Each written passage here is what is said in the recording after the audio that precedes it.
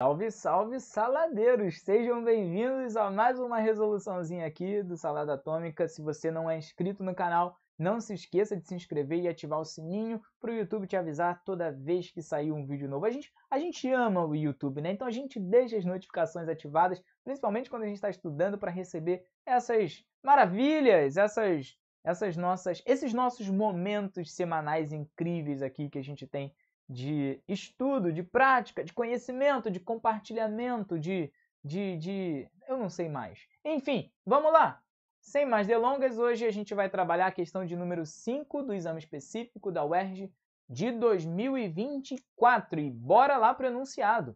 As propriedades físicas dos compostos orgânicos estão relacionadas tanto com as estruturas de suas moléculas quanto com suas interações intermoleculares, que também estão relacionadas com as estruturas das moléculas, né? Então, às vezes, eles querem encher uma linguiça ali e acabam...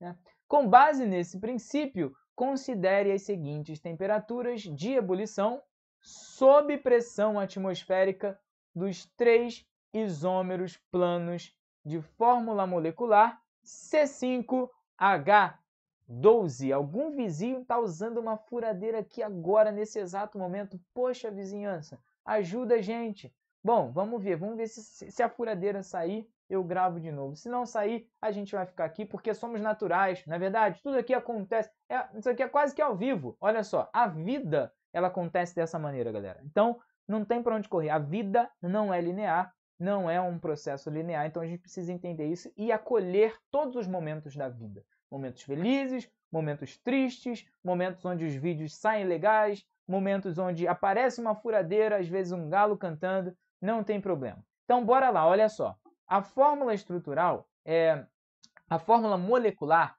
é C5H12. C5H12. Já gosto de escrever aqui separado, né, para a gente ter uma noção. E ele fala que tem 3 isômeros planos, e esses isômeros eles possuem temperaturas de ebulição diferentes, né? Inclusive ele falou isso lá no comecinho para a gente já olhar para a questão sob esse aspecto.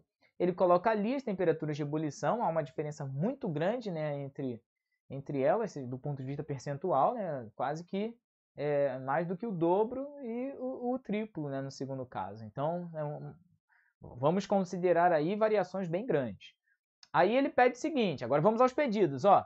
Nomenclatura oficial de cada isômero em ordem crescente de temperatura de ebulição, segundo a porcentagem em massa de carbono presente nesses isômeros. Então, olha só, primeira coisa que a gente vai resolver aqui, ó, gosto já de organizar o que a gente vai fazer, é a nomenclatura. Ou nomenclaturas oficiais, hein? Oficiais, não é qualquer coisa não. São 3, né? Então vamos descobrir as nomenclaturas. Para a gente saber os nomes, não tem jeito, a gente tem que saber as estruturas. E aí vamos pensar, C5H12, tem 5 carbonos, a gente vai ter que desenhar isso daí, né? Ó, 2, 3, 4, 5. Dessa maneira, 3, 4, 5. Ficou mais bonitinho. E aí vamos pensar nos hidrogênios agora, né?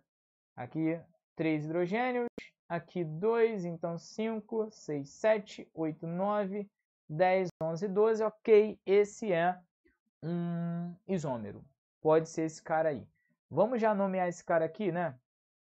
Esse cara aqui é molinho, né? O pentano, poxa vida. A molécula é completamente linear, então o nome desse cara aqui é pentano. Vamos ver agora uma segunda possibilidade. 2 carbonos, 3 carbonos, 4. Agora o quinto, vamos colocar aqui. Vamos ver se dá 12 hidrogênios. Vamos lá, ó. 1, 2, 3, 4, 5, 6, 7, 8, 9, 10, 11. Bom, faltou um aqui, ó, 12, ó. Olha lá, ó, eu já engolindo barriga ali, ó, comendo mosca. Fechou, então esse também é uma possibilidade. Como é que a gente vai dar nome para esse cara? Bom, lembrando que esse pedacinho, esse ramo, essa ramificação, a gente chama de metila. Quando tem uma metila na estrutura principal, a gente nomeia ela antes de nomear a estrutura, antes do radical que nomeia a estrutura. Então, aqui seria um metilpentano. Nesse caso já não é mais pente, né? Já não são 5, são 4 aqui, ó. 1 carbono, 2 carbonos, 3 carbonos, 4 carbonos. Então, é um metilbutano. 4 carbonos, butano. Precisamos numerar essa metila? É uma dúvida que pode surgir aí. Pô, precisamos numerar? Não, porque, olha só, a única maneira de existir um metilbutano é dessa ali que eu desenhei, ou assim. E aí, ó, aqui, pronto. São as únicas duas maneiras. Ó, se a gente pega essa molécula que eu desenhei aqui embaixo e gira, não sei nem se dá para fazer isso aqui, acho que não dá não, não dá para girar. Ó. Mas se a gente inverte, não dá para inverter. Mas, pô, se a gente gira essa molécula, ela vai se transformar naquela ali de cima. Vamos pensar que as moléculas são tridimensionais. Então, a molécula de baixo é a mesma coisa da de cima. Não existiria, então, aqui ó, o carbono 1, aqui o carbono 2, aqui o carbono 3. Então, não existiria um 3-butano. Vai ser sempre 2, porque a partir do momento em que a gente precisa contar do carbono que está mais próximo à ramificação, ó, a gente contaria daqui também. Então, sempre seria 2-butano, 2-metilbutano. Então, só há uma possibilidade de metilbutano existir. Então, a gente chama esse cara aqui de metil... Opa! Não quer escrever, não quer escrever. O que que houve? Metilbutano. Não é mais um pentano. Metilbutano. Bom, vamos pensar agora na próxima possibilidade. 1, 2, 3. Podemos colocar uma ramificação aqui. Vamos pensar. Uma ramificação aqui e outra ramificação aqui. Bom, esse cara aqui ó, seria 1, 2, 3, um propano. Então, seria um dimetilpropano. Mas vamos ver se bate na quantidade de hidrogênios. Bate. Ó, 3 aqui, 3 vezes 4. 3 aqui também, né? 3 aqui, 3 aqui. 3 vezes 4, 12. 12 hidrogênios. Olha! De primeira. Então, vamos lá. Esse aqui, então, vai ser o dimetilpropano. Propano, porque agora a cadeia principal só tem 3 carbonos. Agora, a gente precisa ver em que ordem vai colocar isso na resposta final, porque ele quer em ordem crescente de temperatura de ebulição. A gente não sabe quem é A, quem é B, quem é C. Bom, seguinte, a temperatura de ebulição representa o valor de temperatura que uma determinada substância precisa atingir para passar do estado líquido para o estado gasoso. Isso está diretamente relacionado com a quantidade de energia, de calor, que essa substância precisa receber para desprender as moléculas. Então, quanto maior for a interação molecular, quanto mais forte forem as interações moleculares entre as moléculas dessa substância, maior vai ser a quantidade de energia necessária para elas se desprenderem e, eventualmente, se transformarem num gás, num vapor. Então, a gente tem que pensar em moléculas que interajam bem. Aquelas moléculas que interagem melhor, elas vão ter uma temperatura de ebulição maior, porque vai ser mais difícil você diminuir essa interação, quebrar essa interação eventualmente. E aquelas que têm uma interação mequetrefe, meia boca, vão ter valores de temperatura de ebulição menores, porque se elas não estão muito bem coladinhas, qualquer tipo de energia, qualquer pequena energia vai desprender essas moléculas. Então, a gente tem que olhar aquelas que vão interagir melhor no sentido geométrico da coisa mesmo. Quando a gente está trabalhando só com hidrocarbonetos, não tem nenhuma função, não tem nenhum oxigênio, nenhum heteroátomo ali que possa influenciar nessas interações que são eletrostáticas. Então, a gente tem que olhar pelo tamanho da molécula e, eventualmente, a presença ou não de ramificações. Então, moléculas que são lineares, como a primeira ali, o pentano, elas têm uma superfície de contato muito maior. Porque pensa que são várias moléculas compridinhas assim que podem grudar umas nas outras com muita facilidade, o que já não é o caso de quando a gente tem ramificações. Então acontece que o pentano ele tem a maior temperatura de ebulição, então aqui ele seria a substância C, né? Tem a maior temperatura de ebulição. Em seguida vem o metilbutano. O metilbutano só tem uma ramificação. Então ainda há ali, né, aqui ele tem uma linearidade aqui embaixo, então ainda há uma possibilidade dessa interação ser razoavelmente forte. Então esse daqui seria o B. E por último, o A com a menor temperatura de ebulição, o dimetilpropano, né, que tem duas ramificações, e tridimensionalmente falando, é porque a gente não desenhou ali em 3 dimensões, mas a molécula ela é quase que uma estrela, então já não há uma superfície de contato muito legal para que haja aderência entre as moléculas.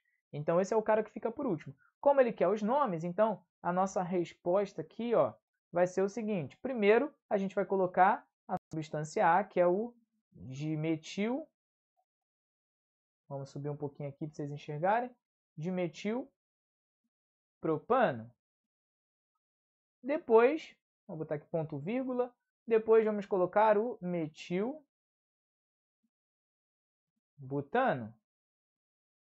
E por último, vou botar aqui embaixo, não tem problema, a gente coloca o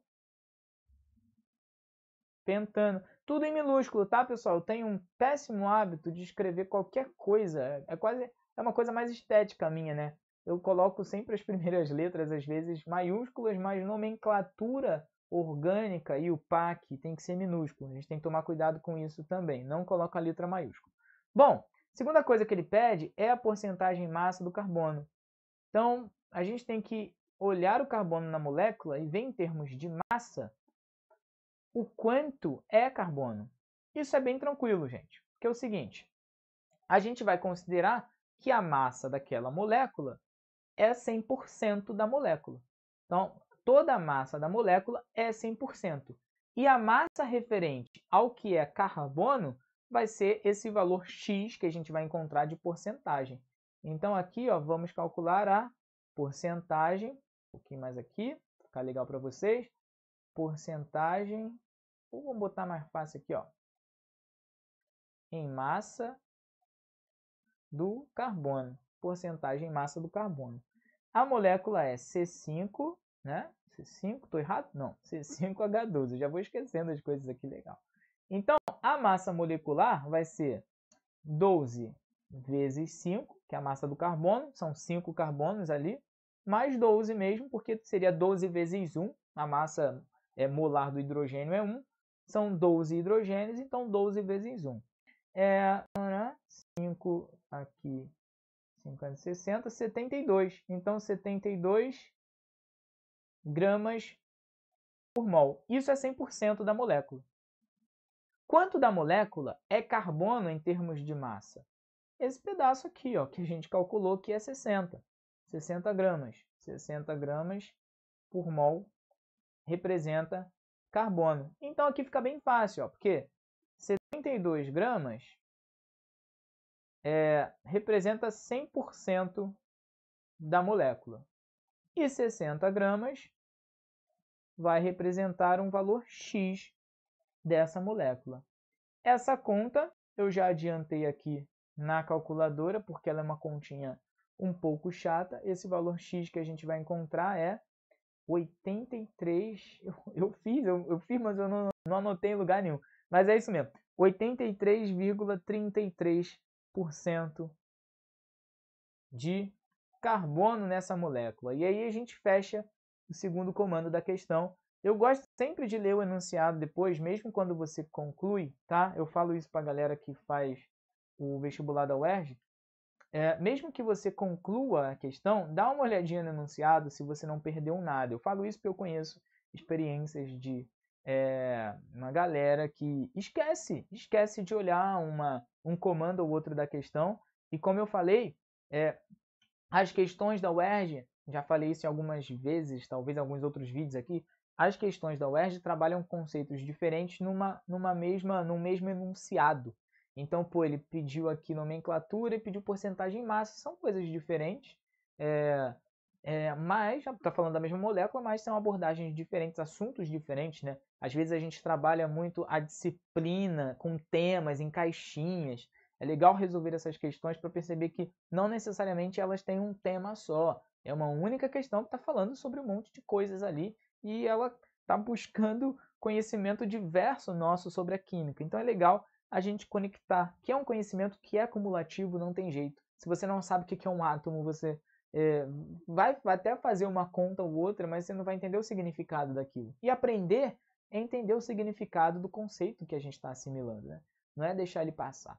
Então é isso, galera. Eu vou aqui abrir para você tirar o seu print. Muito obrigado por ter ficado até aqui. Um grande abraço.